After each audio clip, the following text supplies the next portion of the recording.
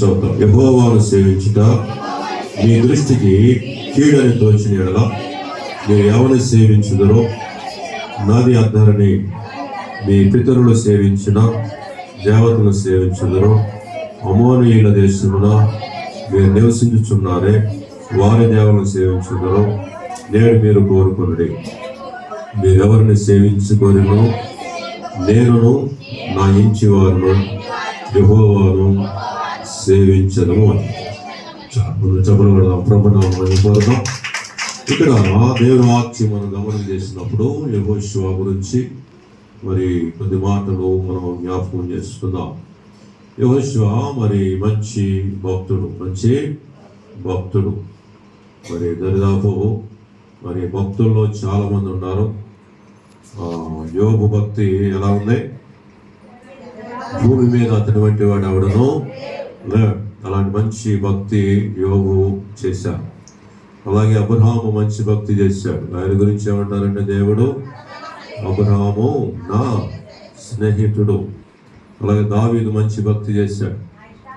దావీదు నా ఇష్టానుసారుడైన మనుష్యుడు.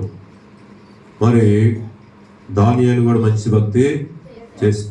ఆయన గురించి ఏం చెప్తూ ఉన్నారు? దానియేలు నాకు బహుప్రియుడు. కాబట్టి మనము కూడా వారి గురించి చదువుకొని వారి గురించి విని మనము కూడా వారు ఎలా భక్తి చేశారో అలాంటి భక్తిని మనం కూడా చేయాలి అని ఒక నిర్ణయం తీసుకొని ఆ భక్తుల అడుగుజాడల్లో మనం నడుచుకోవాలి. నీవు, నేను, మనము అందరము కూడా మరి ఆ భక్తి చేయాలంటే మన భక్తిని మనం పరచుకోవాలి. అలాంటి జాబితాలో ఈ యొక్క యెహోషువ కూడా మరి మంచి భక్తి కలిగిన భక్తుడు. 14వ అధ్యాయంలో ఏమనుందంటే 14వ యెహోషువ గ్రంథము 14వ అధ్యాయము 8వ వచనం. నా ఉద్దేశం ఏంటంటే మీరందరూ కూడా వాక్యం నేర్చుకోవాలని, కనీసం దేవుని మందిరానికి వచ్చినప్పుడన్నా ఈ వాక్యము ఇంటి దగ్గర మనకు బిజీ ఉంటాం, చదువుతామండి. ఆదివారమే మనం బైబిల్ పట్టుకుంటాం. మిగిలిన రోజుల్లో మరి బిజీగా ఉంటాం. కొంతమంది చదువుతారు, మంచిదే.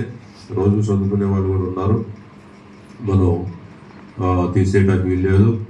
అయితే కొంతమంది కొద్దిగా బిజీగా ఉండడం వల్ల చదవలేని వారు కూడా ఉంటారు. ఏదేమైనా సరే నా యొక్క ఉద్దేశం ఏంటంటే దేవుని మందిరంలో అందరూ కూడా దేవుని సాగు చెప్పినప్పుడు ఆ వాక్యాన్ని మన నోటితో ఉచ్చరించడం ద్వారా మనకేం కలుగుతుందంటే మేలు కలుగుతుంది, ఆశీర్వాదం అనేది కలుగుతుంది. మలాకి గ్రంథంలో కూడా చెప్పారు, యేసయ్య అని మనం స్మరిస్తే చాలంట. మన గురించి కూడా ఏం చేస్తారో మరి అది కూడా చూసుకొని అధ్యాయంలో మలాకి గ్రంథము 4వ అధ్యాయంలో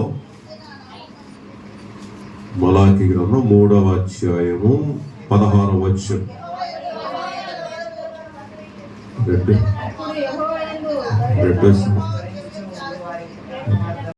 అప్పుడు అందరూ చెప్పు, అప్పుడు యెహోవా యందు భయభక్తులు గలవారు మాట్లాడుకొనుచుండగా యెహోవా చెవియొగ్గి ఆలకించును.